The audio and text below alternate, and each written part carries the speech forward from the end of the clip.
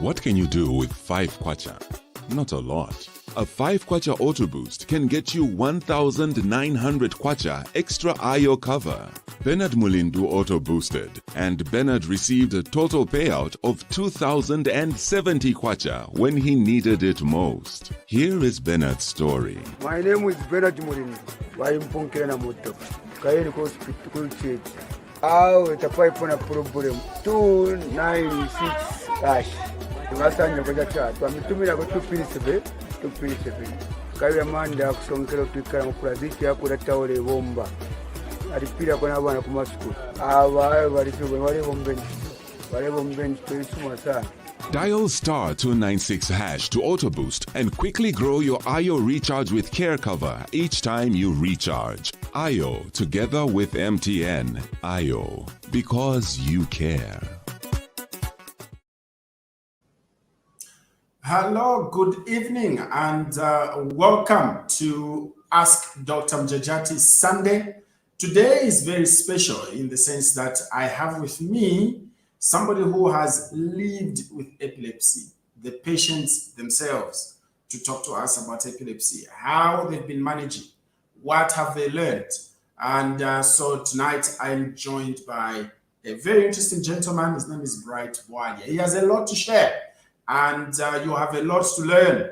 And also in the process, we'll take questions from yourselves if you have questions. So if you are living with someone who has epilepsy, or you know somebody who has epilepsy, please let them tune in or share this link with them or tag them or something.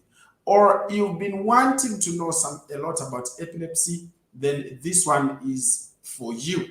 So stick around as we discuss this issue. So tonight we are discussing this disease condition called epilepsy. Now, a lot of you do wonder, what is epilepsy?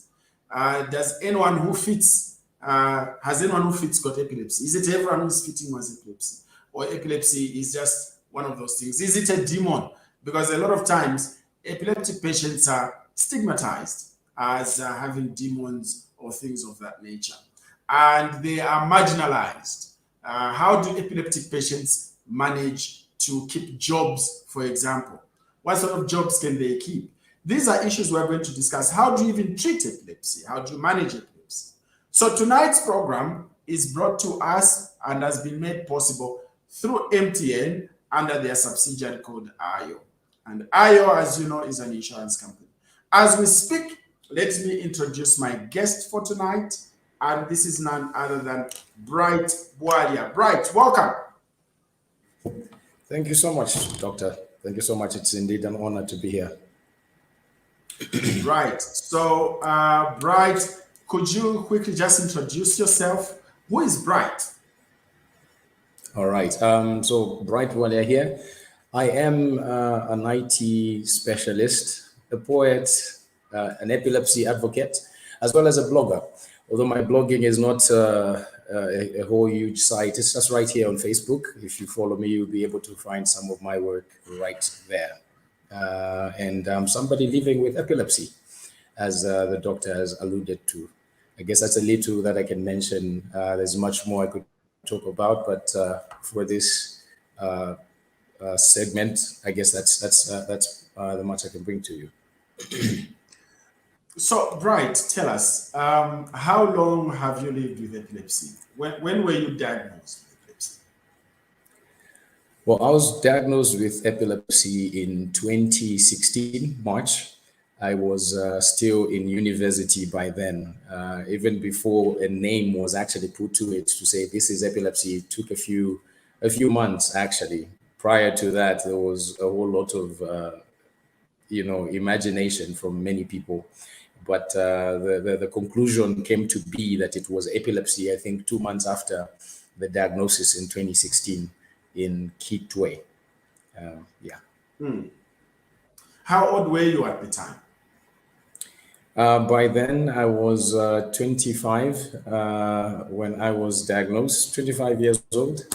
I don't know if I was still a young man or a grown-up, but that's that's when the journey started. You were still in university You were around 25 years old when you were diagnosed with epilepsy. Did you at the time, how did you receive the message to Well, the say now message, you have epilepsy? it wasn't an easy message to receive. I think that was the beginning of one of the biggest changes in my life, because when I was diagnosed, when I was told you have epilepsy, and I was fitting and all of those things were happening while in university, I was just about to graduate.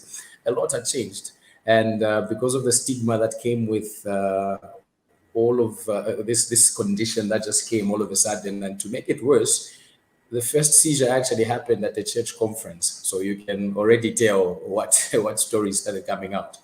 Ni demoni, ni finchi, and it really took a huge toll on my self-esteem. I stopped doing most of the things that I was doing. I was a poetry director in Zafes, and even heading the entire arts team in Zafes. I could no longer do that. I feared going out because I thought whenever I go out, I might have a seizure and fall on the road. So I stopped doing my poetry works. I stopped going for basketball, my evening walks that I loved doing so much. I could no longer do that. I was just now this person who's locked in the house, looking down upon myself, thinking life is done, life is over, this is it. I'm just going to be that person who everybody looks down upon, and I'll be locked in the house doing nothing. Yeah. Right. So you are 25 years old. Your first convulsion was at a church gathering, at a conference, and the first reaction to you was that you have a demon. How did you react to that? What emotions were going through your mind? What emotions were you dealing with at the time to just hear that you could have a demon? Well, it wasn't easy. It wasn't something easy to take in. Honestly speaking, it was heartbreaking to hear people say I have a demon, because personally I was convinced I did not have a demon. And even as much as I tried to explain to the people around me to say I do not have a demon, many people were still standing on the fact that there was some spirit somehow living inside of me that is taking over me and doing all of these crazy things. And that is why I'm falling. My self-esteem really dropped to the lowest. I'm one of those people many consider to be jovial and one able to bring life into a room, not the kind of life Mawalwa and whatnot. But all of a sudden I'm this person who's being spoken about as the guy who has the demon on campus, even rumors on campus going around. I had a seizure once in the grade 10 at CBU when we were writing an exam. And to my surprise, a week later, I discovered a rumor had been going around on campus saying there's one guy who's actually demon possessed here on campus. And whenever you're moving around campus, people are pointing fingers at you saying, that's the guy, that's a guy, that's a guy. It really was, it wasn't an easy thing to take in. Now let me take you back to on the medical side. So you were having these seizures and your first interaction with the doctor. Tell us about that. How was your first interaction with your doctor? All right, my first interaction with my doctor is something that I honestly couldn't have imagined, because when I had my first seizure at the church gathering, one friend of mine who was a knowledgeable medical staff decided to call a friend, another colleague who was a doctor. And this is the colleague who emphasized that I rushed to the hospital the following day. And I went to the hospital, sat in the chair, trying to explain to the doctor what exactly had happened and why I'm at the hospital. I was struggling to explain exactly what it is. I mean, how do you explain something that you don't know happens? Because to me, when a seizure happens, it's almost as if I just blinked and my eyes opened and then here it is. But what has actually happened is I've fallen on the floor. My hands were shaking, my head was turning around, and then I couldn't bring that to words. But I would say, luckily, I had a seizure right there in the doctor's office as I was struggling to explain what was happening to me. Right there in the doctor's office, I had a seizure, and without even explaining to me anything, the doctor just said, "Oh, so that's what you were trying to explain. What just happened right now?"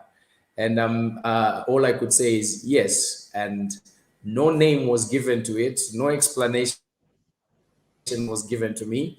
She just went down, started writing a prescription for carbamazepine, and she gave me the prescription and said, "Here, go to the pharmacy, let them give you this." And I stepped out without a name to anything that I have. And my curiosity even went higher the more. I said, what is this thing that the doctor can't even mention to me? Yeah, so it was so something when else. were you right? So when were you given now the formal diagnosis to say this is what you have? This is epilepsy. When were you told that? I would say many doctors were actually afraid to actually tell it to my face to say you have epilepsy. I don't know why. It took me coming to Lusaka after a couple of years. I was diagnosed in 2016 with these seizures and whatnot that no doctor gave a name to. I had my CT scans, which were coming out normal and everything, until I came to Lusaka and I came to UTH. That was 2019. Went at UTH and I got my first CT again. And I met Dr. Zimba, not Dr. Zimba who was in the Epilepsy Association, but there's another Dr. Zimba at the neurology department. And he's the one with whom, he's the first doctor with whom I had, a patient doctor type conversation that would really dig deep into this issue that a person has. And he said, this definitely could be epilepsy. And it got even more scary to me because at first I was just calling it a convulsive disorder. I have a convulsive disorder. It's a light type of word to use upon you, especially knowing how epilepsy is considered in our country. But he finally came out and told me to say, this could be epilepsy, because if the seizures keep on coming and coming and coming and coming, and there's no control to them somehow, this definitely could be epilepsy that you have. So 2019 is definitely when I got the first, mention of what it was to say, this is epilepsy. And it took me actually, even the doctors were actually quite doubtful. It took me actually accepting to say, yes, this is epilepsy that I have. And this was after how many years of fitting, being on medication? So you went through that process. After how many years did the doctors finally come out and say what you have is epilepsy? That was after how many years? Close to 3 years. It took them 3 years to actually come out and say, this is epilepsy. 3 years. That's what it took. Because it took me actually first going to a doctor and saying, I think I have epilepsy. And then the doctor would say, yes, it's epilepsy. Now, here's the issue. There are some people out there who are listening, who are watching this program, me talking to you. You see, the reason I brought you here is because I know you are very knowledgeable about your condition. Definitely. Generally speaking, what causes epilepsy from a general standpoint? From a general standpoint, there are many causes to epilepsy. But I would say abnormalities to the brain, injuries to the brain, tumors in the brain.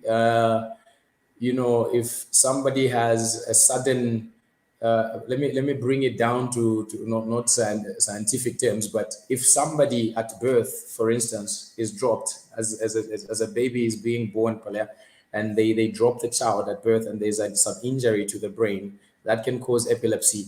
If somebody is in an accident that causes some major, injury to the head, that again can cause epilepsy. Infection to the brain, where the common tapeworm, this is not to say people stop eating your pork, but the common tapeworm that is found in pork, when that actually finds itself to the brain, emphasis just cook your pork well, finds its way to the brain and there's some, funny infection there, that can cause epilepsy. And the list goes on. And one of the best places that you can find a good list of this is online. And the information is there. The information that you find online on many causes of epilepsy are there. And I think I shared something on my personal profile just a few days ago, telling people about what actually causes epilepsy. So I think I can start with those. But there's the other one which is rarely spoken of. I've just forgotten what doctors call it. It's doctors telling themselves we are actually dumb, because the actual cause is sometimes not known, as is the case for me, where I'm having epilepsy, but the doctors are unable to trace what the actual cause is. The doctors actually gave it a funny name, laughing at themselves, saying, how dumb we can be. It's How idiopathic. Thank you. Idiopathic epilepsy. It makes idiots of us doctors. Thank you. that is the other kind of epilepsy that exists. Right. Yeah. So in your case, the cause for your epilepsy is not known. Yes, it's not known. Correct. Is there somebody who has epilepsy in your family other than yourself? Any others who have epilepsy? Sadly, no, because I think that's the other one I failed to mention. Sometimes it's genetic. If somebody in the family has epilepsy, then one could get epilepsy. But in my family, no one has epilepsy. We've done a deep study, gone as far down the family tree. This is where you even start discovering uncles you didn't know you have. We've gone far and far, and there's no one with epilepsy. Right. Yeah. So in your family, you are the only one who has epilepsy. I am the only one. Yay. And the cause is unknown. Now, tell us. The cause is unknown. Tell us. So, because you have epilepsy and you are now on medication, is it possible to control epilepsy? And how has been your journey in terms of controlling it and living with it? All right. Yes, epilepsy is definitely manageable. Medication is there. The hospitals have the medication. And when one is on medication, I would say the journey is rather uncertain. Why I say that is the medication reacts different from person to person. So for me, I would start taking carbamazepine, for instance, or rather one person might start taking carbamazepine, and on a few tablets, they're able to tame their seizures, and the seizures stop coming, and for a number of years, they're going just like that until the doctors now start reduce the dosage, and zero. The seizures stop. For others, it might need a combination of different other drugs where you have carbamazepine, you bring in sodium valproate, you bring in Keppra, and so on and so forth. So the regular visits to the hospital where a doctor is able to study one's case and see their reaction to medication plays a huge role in controlling the seizures that one is having in this epilepsy. But also, for the person actually having epilepsy to know what kind of epilepsy or what kind of seizures they're having, that also plays a huge role in controlling this. Because from depending on the kind of seizures you're having and the kind of triggers that are there for that kind of epilepsy, you're able to study what are these triggers that are most influential for my case. For me, for instance, you would be surprised that I'm a lover of jazz music, even from the time I was young, or thanks to that.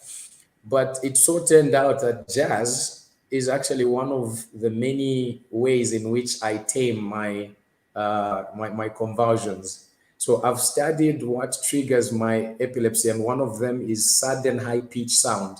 And jazz has all of these different instruments playing all at the same time. And if high-pitched sound comes in, it sounds as if it's part of the song. So it doesn't trigger my epilepsy. So knowing one's triggers plays a huge role. So know your triggers, take the medication as the doctors are adhering, and visit these doctors on a regular so that you're able to share how the medication is reacting, and they're able to, switch the medication, the dosage, bring this other one here, raise the dosage for this one, and all of that. All that plays a huge role in one maintaining or taming their seizures when living with epilepsy.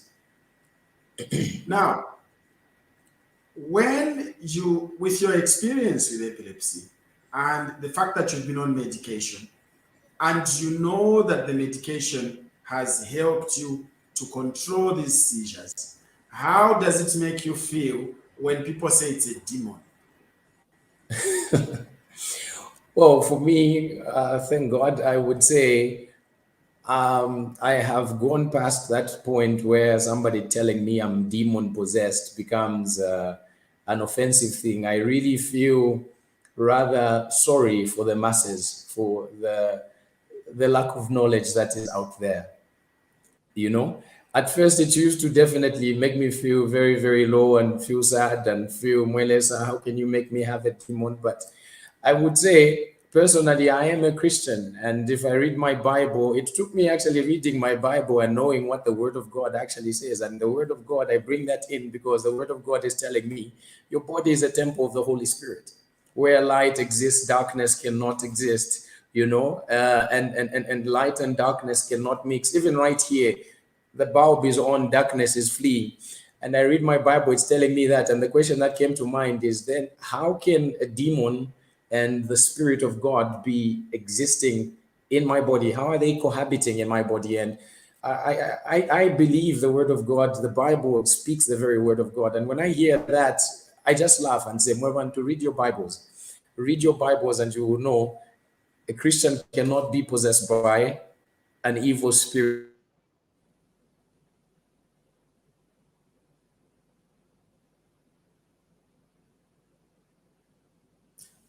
Wadia, are you there? Your network has frozen, my brother. Okay, I guess good, it's you're back back. now. You're back. Excellent. Yeah, now, I'm back. With this question, I want us to go into something very important. Stigma. Sure.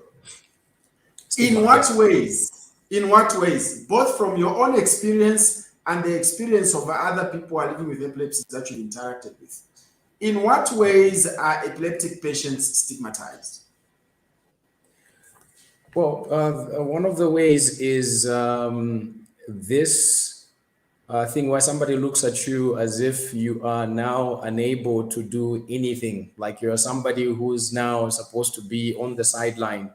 There's nothing that you can do because somebody is saying at any moment you're going to have a seizure. There are many people who can't even enter a kitchen because they're being told, in the Angelam kitchen, you're going to have a seizure and you're going to fall on a knife or something like that. So move away. So all of those times where we refuse somebody from doing anything at all. I know certain things that we tell people not to do are really for their own benefit, but there's a way that we can do it that doesn't actually lead to stigma. But preventing them from doing anything at all, that is definitely stigma. And the very issue of pointing at somebody and saying, you have a demon, the very condition is not easy to live. Now, to be part of the contributors by telling them you have some spirit that is in you, that is controlling you, that is some really, really harsh thing that we can be doing to someone. I think more reading needs to happen on other people's side. Even from certain workplaces, many people don't understand this condition because the very medication that we take sometimes comes with maybe just an hour of drowsiness, and certain workplaces will not do, they will not bear, they will not understand. They will just tell you, you are incapable of doing this job. Please. I mean, I'm speaking from experience, and many others actually gone through that where they're being told, pack your bags, you're unable to work from us, or rather for us. And the very way that we react towards somebody who is epileptic, whenever somebody just mentions, you know, when I meet people and we're talking, and their reaction is different from when I say I am epileptic. All of a sudden is empathetic looks. In a way, yes, you are feeling sorry that somebody has this condition, but in the way that you're expressing it, it can actually lead to the very thing that we're talking about here, which is stigma. You can stigmatize somebody by the way that you're being empathetic. Right. So in what ways do you think employers can assist a person who is epileptic? And I need you to speak both from your experience and the experiences of other people who are living with epilepsy. How can employers be helpful when they have somebody among their staff who has epilepsy? Yes. Well, employers can be helpful by, first of all, themselves gaining some knowledge about this thing that is being spoken of, epilepsy. Read about it. Just gain the basic knowledge about it, you know. Know what to do if a person were to suffer a seizure at a place of work. And this is information that can be shared with the person's fellow workmates to say, our brother here is epileptic, and if you were to suffer a seizure, do A, B, C, D, E, F, G. These are the things that you need to do to help such a person. And employers can also try to create a more flexible work pattern for somebody who is epileptic. Like I said, medication has different effects on people because others take it in the morning, others in the evening. For example, I take it at 8 hours, and you take medication, and now an hour later you start feeling a bit drowsy. The system can be made in such a way that when I'm feeling drowsy, the employer shouldn't see it as me being lazy or me being I don't even know what word I can use. Give me that 1 hour to just sit aside and just rest a bit, and when I get back, you can regain your 1 hour some other way that you see fit. But make it a bit flexible, that the person is able to work without being subjected to the same conditions as the other person who is non-epileptic, because there are a lot of challenges that come with being epileptic. The very drowsiness I'm talking about is one of them, and memory issues as well come in. So post seizure, somebody needs to be given some time to just rest a bit, relax, and get back to their full potential, working capacity. Those are things that I think employers can bring in. There's a lot more, I'm guessing, and many others can definitely contribute from their experiences. I see what you mean. Now, let's get a bit more personal. I know I didn't have your permission to ask this question, but how do you deal with relationships, boy-girl relationships? How have you dealt relationship? with them? Yeah, you have a Those have been- girlfriend. Does your partner know? When you told them, what were the reactions? How do you deal with such matters? Those are actually very interesting. On my journey, those have played a huge role, funny enough. The first time I got diagnosed with epilepsy, 2016, or rather the seizures started happening, there was no name to it. I was actually in a relationship with somebody. And this young lady, gave me her word, we shall be together, we'll fight this thing to the end of the world. And I was really, really dependent somehow on her. Because she used to come and help me when the medication just started. I couldn't do many things. She was helping. I told her right up front to say, this is what's happening. But funny enough, a month later, I received a phone call. I even noticed the distance that was there. And me being a poet, I remember even writing a poem about it. Return to earth. Mdala, you were living in the sky with this young lady, but now return to earth. And she came and broke the news to me to say, I am leaving you. And up she went. But funny enough, the whole gaining my momentum and coming back to myself and operating well was also partly because of a young lady. Imagine being this person who everybody is saying, or rather many people are saying, is demon possessed. Your low esteem is gone. You're going to this church. Many young men are there, and this young girl comes and says, I want that one. That's a guy I want to date. And I'm thinking, anyway, when I was having my seizure, my first one, you were next to me. You saw what happened, and I told you what was happening. And you're saying you want to date me. Of all these young men that actually want to date you, you want to date me.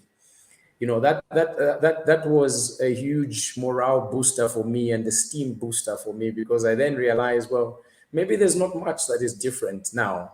If a young lady is still able to come to me and say, I want to date you, I'm still the same Bright that was there prior. I'm still the same poet, innovator. I'm still the same basketball player. There are just a few things that are going to change here and there. But if a young lady can come to me and say, I want to date you, I'm still the same guy. And I've not seen any reason to hide my condition from anybody I'm dating, because it plays a huge role in assisting me. I've been in, or rather, there were many times where I'll be out having dinner with this person, or we're just out shopping, and ShopRite's very loud speakers would trigger a seizure. There's that sound that plays before they call somebody in the store. That would trigger a seizure, and I'm with this lady. And if I didn't tell her, she wouldn't know how to take care of me. So I found it necessary to tell her. And to anybody who's living with epilepsy, I would say, tell your partner, tell them to say you have this condition, and teach them about it. How do they take care of you, and what is needed for you to live a healthy life? Yeah. That's interesting. Now, epilepsy is a chronic condition. Basically, it's a lifelong condition. You are on medication for the rest of your life, and taking medicines that long can be a challenge sometimes. Sometimes you forget, sometimes you get frustrated, sometimes you just don't want to take these drugs. How have you managed to continue taking these drugs, and how have you managed to stay motivated? I've managed to continue taking this medication, I guess, by actually telling myself, you know what, there's a lot that you need to do to help others living with epilepsy. I may not have mentioned this, but my going out and starting my advocacy work was inspired by a lot of factors. CBU, when I spoke to patients, or rather people there, I was shocked to find that in a group of 40, there were close to half the number of people that were there that were saying, I'm suffering from some type of convulsion. And I'm saying there are these many people and they're not talking about this condition. And I came to Lusaka, came to the hospital, UTH, and I'm looking at people in the audience there, and all of them just seem to think life is over the way I was prior. And here I am motivated. I've gone through university. I've managed to finish, although it wasn't an easy road. And I'm thinking, what if I'm that Paul who has been given that thorn in the flesh, and you've been told, you have the thorn, my grace is sufficient for you, so that you can be the voice that is going to inspire other people. And I'm thinking, not only for me, let me do it so that I can continue doing this work, inspire even the many others out there, keep myself healthy. And I've managed to keep reminders on my phone, and these reminders I synchronize with a loved one. So whenever a reminder comes on my phone and it tells me, Bright, it's time to take medication, a loved one somewhere, for example, my girlfriend, is able to get the same reminder. She's even the one who sets the reminder. I'm able to get the reminder to say, take medication. And she's always there as an accountability partner to always ensure I'm taking my medication. So a phone call comes sometimes even before the reminder goes off, have you taken your medicine? And it's really, really helped a lot. And my medicine is, at easy reach every time. And I've made sure there's a constant supply. Not easy, but I've managed to do so. Now, I know there's something I want to discuss with you in that regard. But before I get there, I want to just get this out of the way. So you are very consistent with your medicines. Yes. You even have somebody around you who reminds you, like an accountability partner, to take your drugs. Definitely. How has this consistency helped you in terms of reducing the frequency of the seizures? The consistency has helped a lot, actually. Whenever I'm constantly taking my medicine and adhering to certain routines, like having an early night, for instance, having enough rest. I'm a programmer, so sometimes you get carried away. You're programming, you think your head has been down 2 seconds. Actually, it's 3 hours. But just ensuring that I get enough rest, take my medicine enough, you see that these seizures disappear for a very long time. I will go seizure-free for a while. My case, although is a bit ongoing, the research is ongoing on what medication will work best for me. But for me, going maybe 2 weeks without a seizure is actually very, very, very big, because when my seizures started, I used to have close to 5 in a day. And when I started taking my medicine and having it consistently, it reduced to 0 seizures in 2 weeks. And then you just have one, maybe because some loud sound came, and that's usually in the night or close to the taking of the medication in the evening, or if the temperature is too high. So such things become an issue. But the constant taking of medicine helps really greatly in reducing the frequency of the seizures that I get. That's interesting, because you see, you may be interested to know that when I was younger, I think between the ages of 7, I think I went all the way up to about 11, 12 years old. I actually used to convulse quite regularly. Oh, wow. And my seizures used to come in the night. I can't remember what used to trigger them. Yeah, but as I grew older, I stopped convulsing. And I've not had a seizure, I think, from the time I was around 12, 13 years old. Yeah. Wow. That's really interesting to know. Yeah, so I sometimes I get surprised. I keep thinking, are those seizures going to come back? Because we never got down to figure out what caused them and what made them go away. Yeah, because I mean, I used to convulse as well. Yeah, those are cases that are actually quite common, especially in children. During my calls from parents who are saying my child has started convulsing, and you talk to them about managing, how to manage some of these, and later on you get a call and you say, yeah, it's been over a month now and there's nothing happening. It's been 2 months now and there's nothing happening.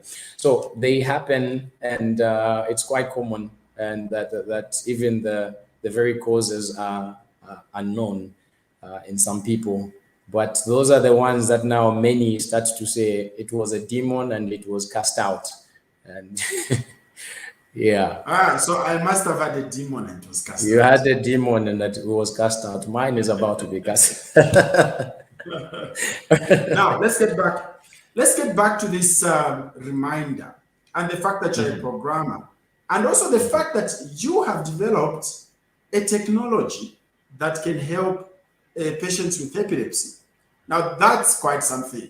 Now, can you walk me through this technology that you have developed? Tell us about your app for epilepsy. All right.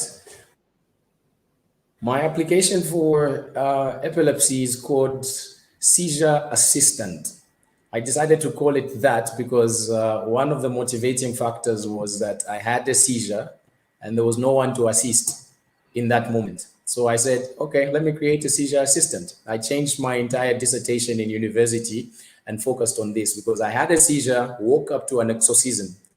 I fall down and people were thinking this is a demon, and out, demon, out. I'm waking up and I'm giving first aid care to myself and people are casting out demons. And I thought people don't know what to do.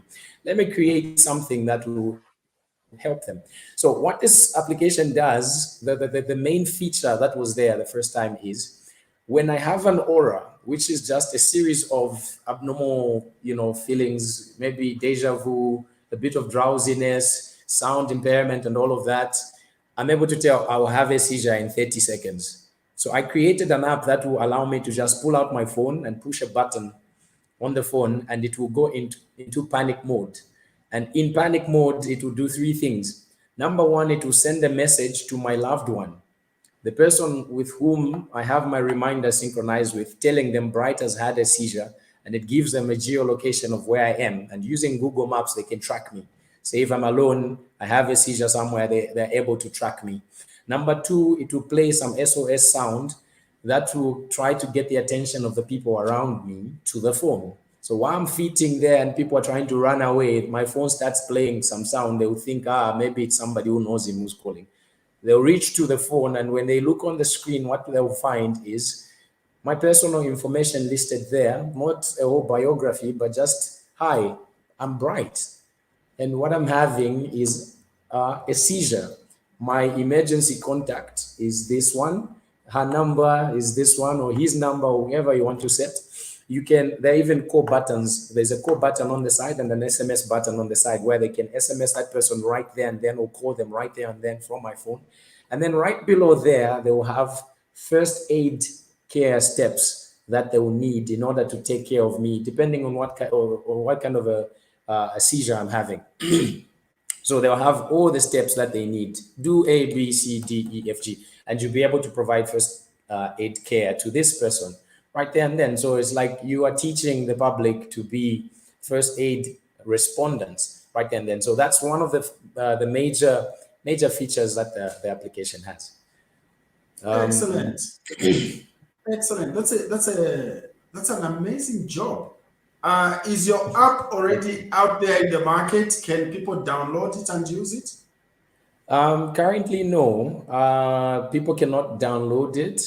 It's built. I have it on my phone. It's live. The databases are live. If I were to send you the APK, you would actually install it on your phone, and we can even chat on the application using or through the community platform. You can even use it, as I said. But it's not live. There's still some other technologies which I need to build, which are dependent on a few other factors that are hindering me from finishing the whole application, because I chose to add a whole lot of other features beyond just the panic button. The panic button is working right now. Somebody can push the panic button. But for people who don't have auras, I'm saying let's build an electronic wristband. So this is a smartwatch that you're seeing that has a heart rate monitor.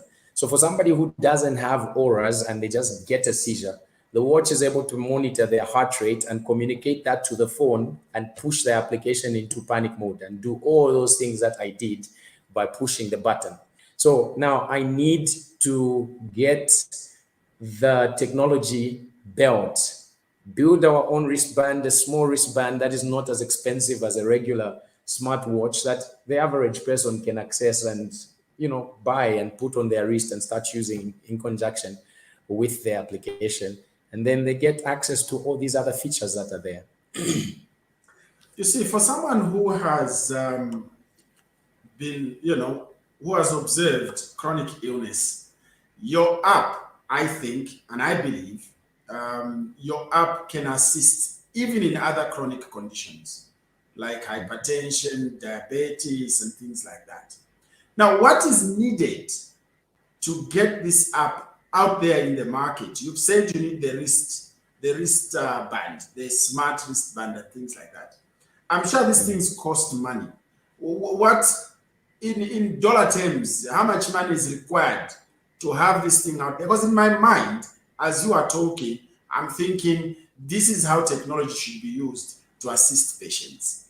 Because not just epilepsy, I'm sure you would agree that your technology, the one you have developed, and I'm quite amazed right now that we have a Zambian like you can build such amazing things. I think your technology can also help these other chronic patients like diabetics, hypertensives. What do you think?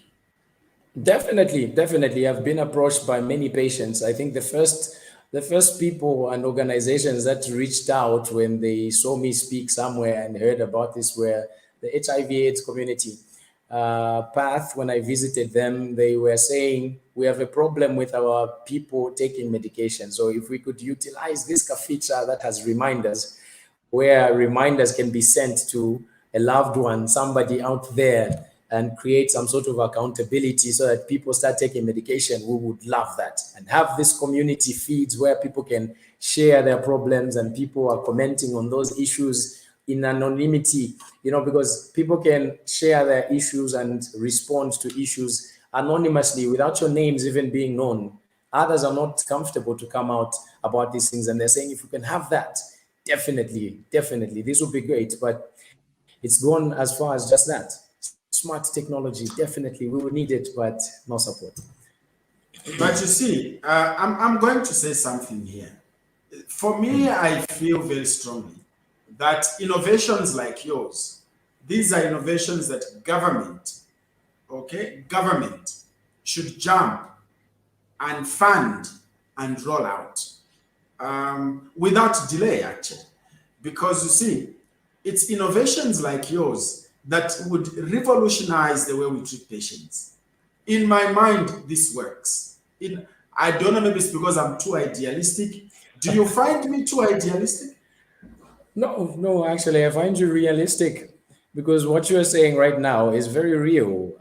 Me personally, being a person who has interacted with patients, interacted with doctors, I'm seeing some of the, this has been built around feedback from doctors and feedback from patients. What you're saying is true. The doctors even agree, I would say. Even patients agree to say it's needed. It's needed and urgently. So no, you're not idealistic, you're realistic. Right. Let me take this opportunity to appeal to the government, whoever is listening from the government side. This is a technology which has been developed by a patient who has been suffering from epilepsy to help himself, and it is working for him. Now he is saying to all of us that he wants to share this technology with everybody else. Now he needs money and support to roll out this technology. In my mind, and from the way I have understood it, I think this technology can assist not just epileptic patients, it can assist patients who are on any chronic medicine, in my view. And I think that these are the sort of innovations that Zambians we should celebrate, that Zambians we should run with. Because if this thing is done properly, it would not only help Zambian patients, this is a technology that can help patients globally. Now imagine an app that was developed in Zambia and it is being used globally to assist patients. For me, these are things we should be pushing forward as a people. These are things we should be pushing forward as a country. These are things that should border on national pride. Bright, Yes. I think that your app needs to be moved forward. Definitely. What have you done?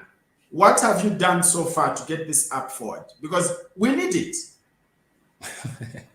Well, so far, I've been trying to reach out to every organization, every institution, even government bodies. I've gone to Ministry of Science and Technology physically, personally, in the burning heat, even though it's a trigger for my seizures. I've gone there. I've reached out to IBE, that's the International Bureau for Epilepsy, and they have awarded me with a trophy. I wish I got it at the time I started here. They've given me an award saying this is brilliant work. And today, one of their board members is saying, when you roll out your application, we are ready to launch it with you by giving it to our patients here so that they start using it. This is in America where they're saying this. They're saying, you launch it, we'll give it to our patients.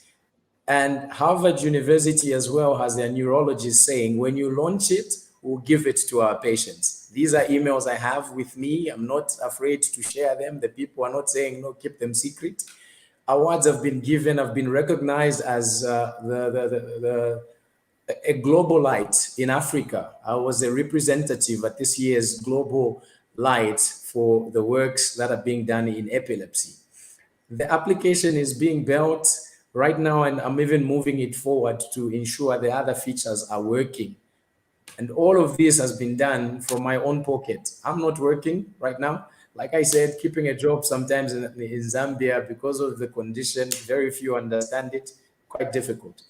I've financed it up to where I am, and I am saying now, can people jump on board and let's come together and push an innovation that America will be saying, we are launching at Harvard University Neurological Department an innovation from Zambia, and our patients are using it.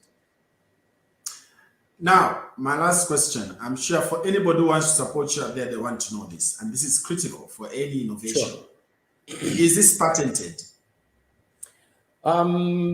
Patenting software, sadly, is not something that we can do, but we can, what's the word that RDA uses, or rather RATSA uses? RATSA, how am I going to people that are driving cars? Zicta. I need Zicta and all of these say, we need to do a lot of registration for this innovation. to be where it's supposed to be. And no, sadly, it's not. But this coming week, I'm hoping to do registration. Somebody came on board yesterday and gave towards the innovation, and that's what they gave is sufficient for me to do the registration. So tomorrow, I start the registration process, or rather Tuesday, since tomorrow is a holiday. The registration process begins. Okay, let's take a few questions from the people who've been following us. I'll take a few questions here. Now, sure. I've picked this one because it's critical. The issue here is that, yes, medicine must be made available because it's expensive. Now, let's discuss the issue of availability of medicines. Sure. I remember there was a time there was no phenobarb around. How easily available are medicines for epilepsy in this country? I mean available to everyone. They're really, really hard to get. They're really, really hard to get. Hospitals usually just stock carbamazepine, which is a medication that if you were to go to a drugstore, at least it's affordable. I found a drugstore just very close to my place the other day where they're selling 12 tablets for 10 kwacha. But other drugs, when you find them, they're not cheap. Because sodium valproate, I'm taking 4 tablets in the evening. And for 10 tablets, they're 35 kwacha, and those are affordable. 35 kwacha for 10 tablets, and I'm taking 4 each day. So 35 kwacha today, every 2 days, and tomorrow. Every 2 days. So 35 kwacha every 2 days. That's expensive. That's really, and that's when we're saying this is affordable, because I found a drugstore at is it Northmead, where they're telling me it's 75 kwacha for just 10 tablets. Wow. Yeah. There's another question here. This is from Warren Jerry. Is there a danger for one who has such seizures for epilepsy to go for exercise like a road run? I think that is dependent on one studying what their triggers are. For example, myself, if I get tired to a certain extreme, the seizure won't be there and then. It will be way after, maybe in the night. That's when the seizure can come. So I would say somebody needs to know what triggers their seizures and see what activities they can stay away from and which they can get right on and do. Yeah, so one has to really know their condition as well, what triggers their seizures. And so there's a lot of research that needs to be done from the patient's point of view as well. This one is interesting. What can you advise one who is on sodium valproate, but they still convulse? I guess they need to see their doctor and see what can be done there, because like I said, medication does not work the same way with everybody. So 4 tablets for me cannot work maybe the same for others, because I tell a person 4 tablets, they'll be shocked because they're on 2 and they're working. So regular doctor visits are needed for a person to be able to know what kind of medication will provide the best results. So neck hospital visits, very, very, very important. And mark your calendars and see your doctors whenever they say see them, so that can be addressed. There's another question here. I think maybe we need to dispel some of these things. The question is, why do some epileptic patients act crazy? Do you act crazy? Funny. Right? I do not act crazy, but I would say the very normal dude. But I would say there's some epileptic drugs that actually have side effects of bipolar signs, where somebody would all of a sudden be very normal, very cool, and all of a sudden, boom, they're what can I say? Somebody just goes into anger all of a sudden. Their mood swings a whole lot. Those are part of the side effects of the drugs that they're taking. And I'm pretty sure doctors should have an answer to how they can contain that. But the medication a person is taking has a lot of side effects. and part of it is bipolar, which many people call crazy.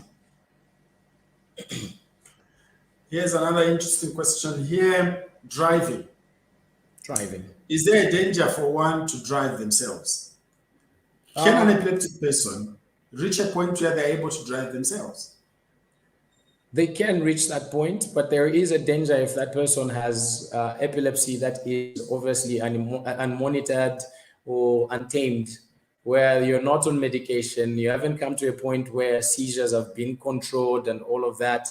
Definitely, that is very, very problematic. But if one reaches a point where the seizures have been tamed, the African is zero, they are not all of a sudden, they're not too sudden, they're not those where if you get an aura, I think we can reach a point where somebody can drive themselves based on how frequent and how sudden their seizures are. But where it's too sudden, you're not on medication, you don't give anything about this, no, don't you dare hold the steering wheel. Herbal medicine. Have you tried any herbs? Have they helped you? And there are some people who've claimed that marijuana helps. That is a claim that I've heard. I've not really tried it, but herbal medicine, I remember there was a very huge call to say I try it. The reaction for me was quite different. I was in a coma for 1 month. A whole month I was in a coma, and from the whole time I just remember the journey to where we were going, and the journey from there, and the time my very, very handsome young nephew was running towards me in the passage when I was walking out of the bedroom, and he was saying, "Uncle Bright can speak." And that is what I recall. Yeah. So it's because you had tried some herbal medicine. Yes, that's how it reacted for me. What did you try then? I don't even know what it was, but I just recall that in that moment I was in a very, very unstable emotional state. And I think bringing in then the medication, I don't know if the two married and then produced that result. I'm not sure, but so you are saying you tried herbal medicine to work differently. So you tried the herbal medicine and it put you in a coma for a month.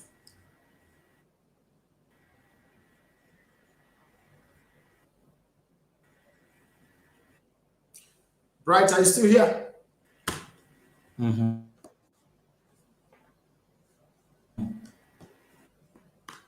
Bright, are you still with us? Yes, I'm back. I'm still with you. Back. Sorry Good. for that poor connectivity. No, it's fine. So for clarity, you are saying you tried some herbs and they put you in a coma for a month.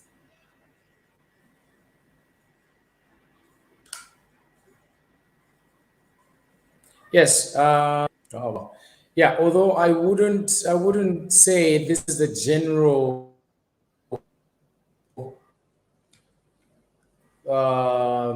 response for everyone. With like I mentioned, I was internet. Are we back? Yes, we are. We can hear you now. Okay, we're back. All right. I'm saying this isn't the general response for everyone. Many people have actually said herbs have worked for them. I wouldn't know which kind of epilepsy or seizures actually respond to herbs. I'm not quite certain, but mine doesn't seem to have responded well to medication. I don't know if it was because herbs were used in conjunction with this modern medication, or because of the state I was in, or all of that. There are a lot of factors at play. And I would say that's why I reacted that way. But many herbs have been claimed to, and I use claim because well, I haven't experienced it. I've been claimed to actually do a whole lot. I remember the Epilepsy Council, is it in Kenya, having a meeting with traditional doctors. And I don't say traditional doctors to mean Nganga or witch doctors, no. Don't go to a witch doctor. Go to actual herbalists who actually understand what herbs are, not witch doctors. And I emphasize that strongly. And many have actually claimed this work, and those people there were saying, how can we infuse these into the hospital system so that these can actually be administered to people? And if doctors are saying that, then definitely there are some that work. My case, I would say herbal medicines didn't work because maybe the person who was administering and advising which one to take is not a qualified herbalist. Right. Now, Bright, I personally would like to thank you for coming. And I'd like to thank you for making the time to join us today. You have been a very interesting guest. I would actually want to host you again. So as we close, Bright, what's your take-home message to anybody out there who either has epilepsy or is looking after somebody who has epilepsy? And also, what's your message with regards to the app that you have developed? I need you to make your final appeal towards the app, because I think we need that app. If it were up to me, if I was in government today, I would personally push that app. Let me just put it out there. Definitely. And also, let me make a disclaimer. All right.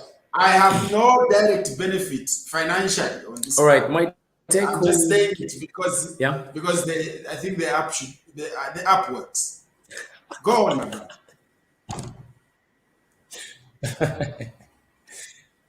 All right, my final take-home message for anybody living with epilepsy, I would say you are still the same person. Epilepsy is something that is just there as a condition. Nothing about you has changed. Say you were born with it, I would say identify your strengths and move with them. You know, see what are those things that you can still do. You are still able to do there are many things that you are capable of doing. Do not put your eyes on the next guy and say, I want to just do exactly what this person is doing. If your condition is hindering you from doing that, then definitely there's something that you are capable of doing. I've been shocked to see people living with epilepsy and they just want to do something that easily triggers their epilepsy. And yet you look at them, they're really excellent at something else. See what you're good at and focus on that. Do that if your epilepsy is hindering you. But to those that quote it on letter, you're still the same person. There's nothing different about you that would say who you were. Because, I mean, look at me. Many people say to me the first time, you don't look like you have epilepsy. It's because I'm living a very joyful life. I've accepted I have the condition and I will live joyfully, happily. You know, many people would want to see me dirty and just drowning and say, life is very poor. No, don't be that way.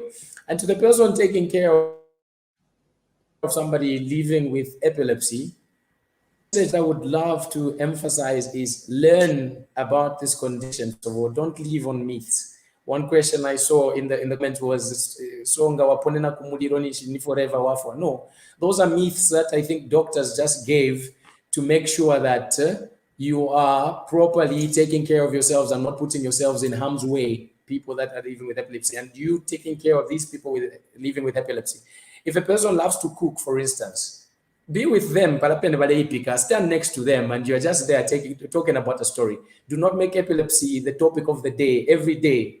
No, you have epilepsy. A person is good at 99 things, and somehow you just point at that one thing. It makes it even more painful to live. This is why more people are afraid to talk about it, because you will forever be looking at them with empathy, and not many people want that. Learn the condition and know how to take care of these people and extend that empathy of yours and provide the right first aid, and encourage them to take their medication and see their doctors and get professional advice on this condition that they have. And about my application, please come forward, donate, contribute towards the finalizing of this application so that we can put it out there, roll it out, and let people start using it, not only in Zambia. Like I said, we have people in international bodies. I'm still going for an interview by the International League Against Epilepsy. These are all international bodies who are saying, launch your app, we can use it, we want to use it. And here we are, Zambia, we can be the people to be the driving force behind this that puts us out there on the map, but not only to just put us on the map. Let's help people. There are many people that can benefit from that. I am here. Get in touch with me. My number is 0978 040204. Very simple. 1978 040204. I'm sure a doctor will be able to share that even more. You can even reach me through doctor. But give what you can towards this. And if there's any medical, people in government bodies that you know, reach out to them and say, there's an innovation. Why aren't we reaching out? Ministry of Health, the Science and Technology people, reach out and say, there's a technology. Why are we not reaching out? There's more that can be spoken. And if you gave me an entire day, I would give you the many benefits that are there in utilizing this application. I'm not just speaking from without it's installed on my phone. You can actually see it working live, and I've given all I can to seeing it to where it is. And I'm depending on, the many generous hearts towards finishing this so that we can help the many people that need this help. Bright. Yeah. Thank you so much for coming, and we shall invite you again next time.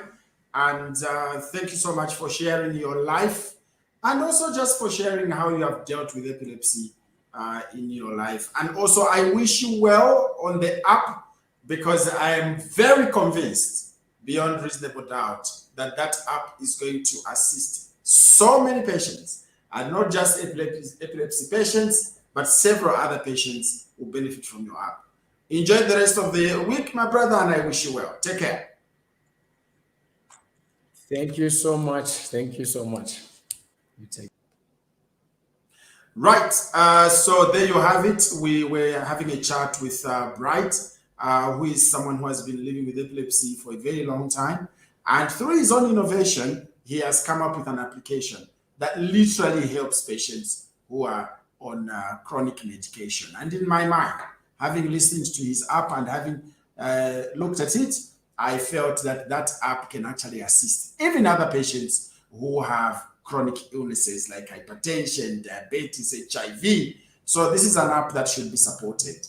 And my appeal to the Ministry of Technology and Science, my appeal to the Ministry of Health, and any other ministry out there of interest, get in touch with this young man. Sit him down and listen to what he has to say. I have heard what he had to say. I've had a look at his application. I think this is an innovation that government should run with very quickly, actually. Until next time, this has been Dr. Mjajati. IO is easy, and to sign up is just as easy. Meet Abel Mutula from the barbershop in Kalingalinga. Abel Mutula is also an IO customer. My name is Abel Mutula. Signing up with IO was easy. This is how I signed up. Step 1, dial *296#. Step 2, select 1, sign up. Step 3, select either 1 for my hospital or 2 for my life. Step 4, fill in your age and confirm. Step 5, select 1 to accept the IO terms and conditions. Well done, you signed up. Now let's add my loved one. IO together with MTN. IO, because you care.